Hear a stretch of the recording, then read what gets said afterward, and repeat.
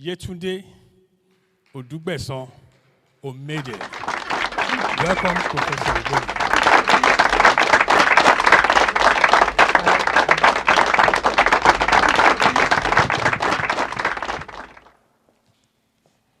Good evening, everyone. I stand on existing protocols, and it's an honor to be able to give this address today. As a Nigerian American, born and raised in Newark, New Jersey, at University Hospital, I am a first-generation Nigerian. My parents came here years ago. Like many others, I am the story of Nigeria. We often talk about brain, we often talk about brain drain, but let us focus on brain gain. Nigerians in the diaspora all over the world have been able to be the ambassadors of Nigeria. We have been able to represent the country in tumultuous times. We have been able to rewrite and change some of the narratives that have come out of Nigeria. We answered the call of duty that said in our first national anthem on October 1st, 1960, there was a part that said, "No matter the tribe or tongue, in brotherhood we stand." And we have in the diaspora been able to come together and unify ourselves, understanding that there were various internal and external threats that oftentimes tried to undo the beautiful story of Nigeria. We pulled up our bootstraps. We took some parts of the American dream. We took the culture of Nigeria, and we went out into the world so that whenever you heard a Nigerian name, it was synonymous with excellence. Whenever you heard a Nigerian name, it was synonymous with hard work. Whenever you heard a Nigerian name, you knew that education was paramount in the household. It wasn't just upbringing, it was a culture. It's an African culture. It is a Nigerian culture. So I don't tend to use this platform to focus on the issues that are not peculiar to Nigeria, the issues that are global issues that other countries also endure, but to focus on the glory of what Nigeria is. I am a testament to that. Born and raised here, I took the culture. I look at the world in a dual vision. I'm a product of the American dream. I'm the product of my Nigerian parents' prayers. And I understood that wherever I go, I was a representative not only of my home, but of my other home, right? Nigerian home. And that when I would walk into meetings and when I would be the youngest person on the board or the youngest faculty or the only woman of color, I knew that there was more things that I had to represent than just myself or just my qualifications or just where I'd been at. There was a generation that was just like me, first generations who were just like me, who were born here in the United States, who also had that call to duty. There's a part in that anthem, in our national anthem, that says, "It is a great gain to be able to pass the flag to future generations without stain." And one thing I want to say is that, you know, the generation that we have now is a different generation. They're not the generation of the 60s, of the 70s, of the 80s, or of the 90s. We are a generation with so many things that are at our disposal, a generation that is exposed to the many global issues that are out there, a generation, if tapped into, can be the human capital of the world. That is what we have been able to do. So the brain gain that all the other countries have experienced by Nigerians in diaspora is one of our glories. That is the new turning point. That is what Tobi Amosun, who is the fastest hurdler in the world, I look at her with almost symbolic as a baton, basically saying, here's the baton to the next generation. How will you rewrite the new future?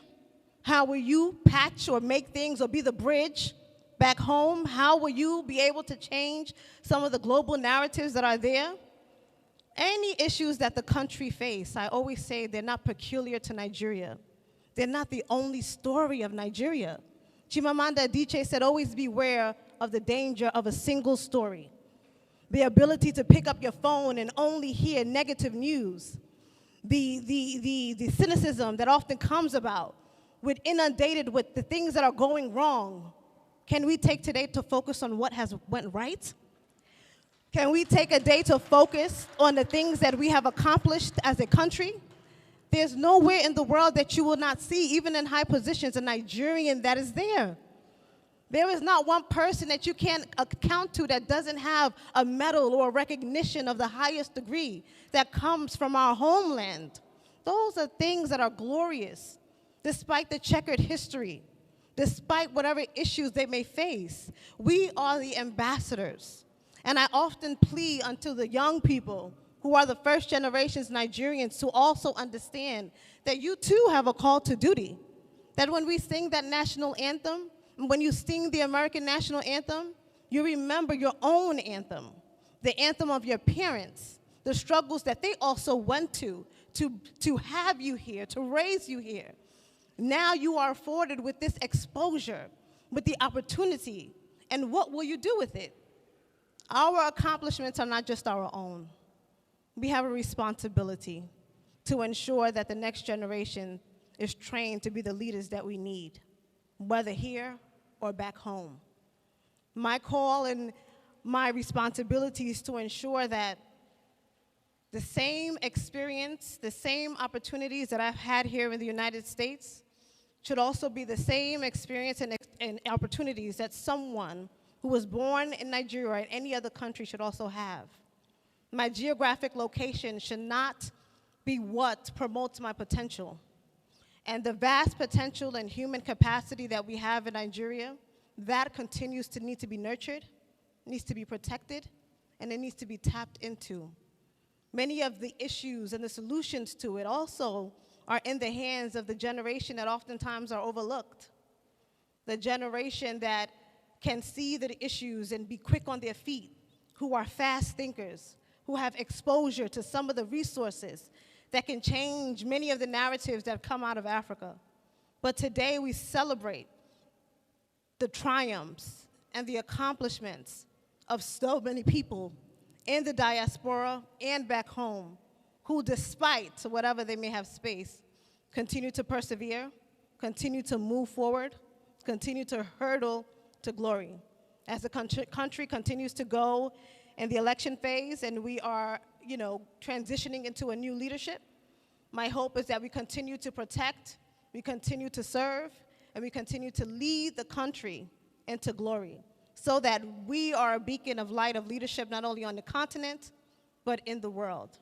I want all of us to continue to be the ambassadors that we are called to be, to continue to write the beautiful story of Nigeria, that no matter where we go, the respect, the legitimacy, the credibility is found in our hands. It's not just the responsibility of elected officials. It also takes the responsibility of active citizenry. It takes the responsibility of good and ethical and integral citizens here and back home to continue to move the country forward. We are the beacon of light in the African continent, and we will continue to be. And we join hands with other African countries. We join hands with all of our global partners and well-wishers that we will continue to use all of our resources that are available to us, that are natural to us, that are protected for us, to move the agenda of what is excellent about Nigeria forward. I thank you for having me here today. I thank the mayor for honoring Nigeria and for always continuing to create commissions that excel and that do well. I remember years ago, under Mayor Cory Booker, we'd had the African Commission, and I was the chair for humanitarian affairs and social advocacy right here while I was a graduate student at Rutgers. And we're here now years later, and I'm happy that the tradition continues, that no matter the leadership and position, that the country continues to be recognized. Thank you so much today, and I wish Nigeria a blessed leadership and a blessed election season, and for us to continue to move forward in the way of excellence. Thank you.